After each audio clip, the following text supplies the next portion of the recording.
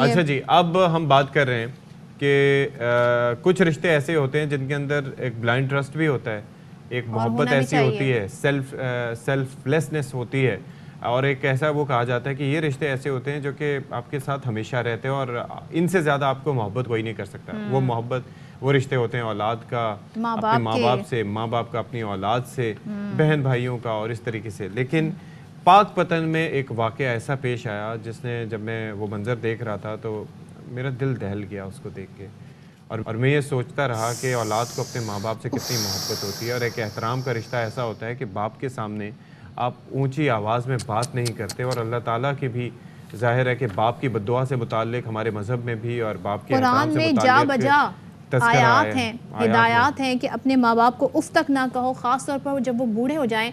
और यहाँ पर ये मंजर में देख नहीं सकते। I can not watch this video जिसमें वो ये कर रहे हैं, ये नाफरमान शख्स।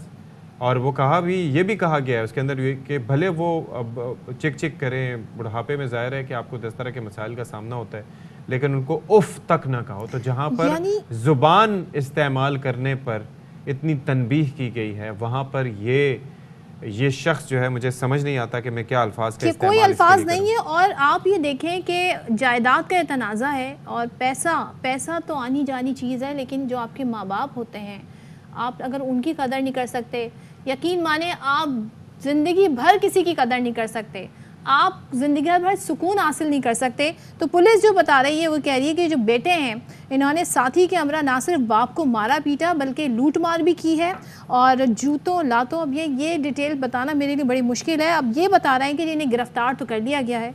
सूरत हाल क्या है? इमदाद हुसैन हमारे साथ है। इमदाद हुसैन, ये क्या जायदाद का मामला था, कितनी जायदाद है, हुआ क्या है? जी बिल्कुल, ये अंदोनाक जो वाकया है, पाकपतन का एक इलाका है, गुलशन फरीद कॉलोनी, वहाँ पे वाकया हुआ पेश आया है, जहाँ पे एक बूढ़ा शख्स है और तकरीबन उसकी 70+ एज है।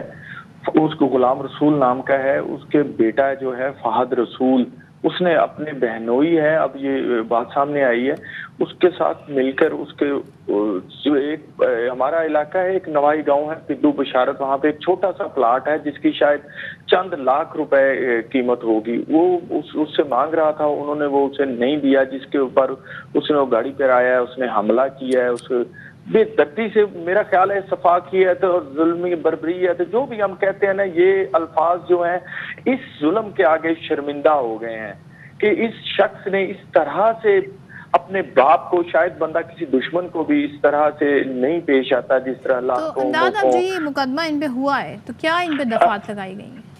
जी, इन्होंने घर से क्योंकि चोरी की थी, 506 भी लगी है, जिस पर क्योंकि इन्होंने मुसल्ला उसको कत्ल करने की धमकियां भी दी थी पिस्टल के साथ। उसके बाद जो है इनके ऊपर चोरी की दफात भी शामिल हैं और इक़दाम कत्ल की दफात भी शामिल हैं। जो और इस जो अंदोनाक वाक़या हुआ, इसकी इतला मिलते ही पुलिस ने फौरी तौर पर मुल्ज़मान को गिरफ्तार किया है, मुकदमा दर्ज किया है। और यहाँ पर मैं एक आपको बताता चलूँ कि डिस्ट्रिक्ट पुलिस ऑफिसर जो कैप्टन रिटायर्ड तारिक बलायत हैं, वो फौरी तौर पर उस बाबा के घर पहुंचे हैं। वहां पर उन्होंने कानूनी मामलत की यकीन दहानी कराई है और उन्होंने कहा है कि बाबा जी, आप मेरे बुजुर्गों के बराबर हैं, आपने थाने नहीं जाना, ये मेरा नंबर रखें। अच्छा। अगर आपको पुलिस से कोई शिकायत होती है तो आपने मेरे पास आना है, आपने मुझे फोन करना है, मैं आपके पास खुद आऊंगा और आपकी जो भी कानूनी हिच हुई वो दूर करूंगा और हर तरह की आपको मामलत करूंगा। और अभी तक वो लड़के जो गिरफ्तार हैं, उनको आज रिमांड के लिए अदालत में पेश किया जाएगा, ताकि उनके जो माले मसरूक का उन्होंने अपने बाप का उठाया है वो उनसे वैसे तो वो शख्स किसी सफाई का मुतहम्मिल नहीं हो सकता उससे पूछना, लेकिन किसी ने उससे बात की कि ये क्यों उसने किया, कि अपनी जिंदगी तो बर्बाद की ही लेकिन अपनी आखिरत भी तबाह कर दी, क्यों? सती साहब, उसका ये कहना था कि मैं बस गलती मुझसे हुई है, मैं तैश में आ गया था, क्योंकि मैं अपने बाप से काफी अरसे से ये मांग रहा था कि ये मुझे दे दे, मैंने सेल करके उसका अपना कुछ छोटा मोटा गाड़ियों का कोई काम है उसमें मैंने इन्वेस्ट करना है। जबकि उसका बाप कह रहा था कि मैं पहले ही आपको दे चुका हूँ, ये मेरा जिंदगी का आखिरी एहसास है जिसके पर मेरी जो बाकी का उम्र है वो गुजरनी है, लामहला या उसका भी तो कुछ सहारा चाहिए ना जीने के लिए जी, जिसके ऊपर उसने तैश में आकर ये सारा इकदाम उठाया है जी। ठीक है इमदाद, लेट्स सी कि इस केस में आगे क्या अपडेट्स आती हैं, वो आपसे हम आगे आने वाले दिनों में जानने की कोशिश करेंगे। थैंक यू सो मच सूरत हाल बताने के लिए। यहाँ पर ब्रेक लेते हैं जी, ब्रेक के बाद वापस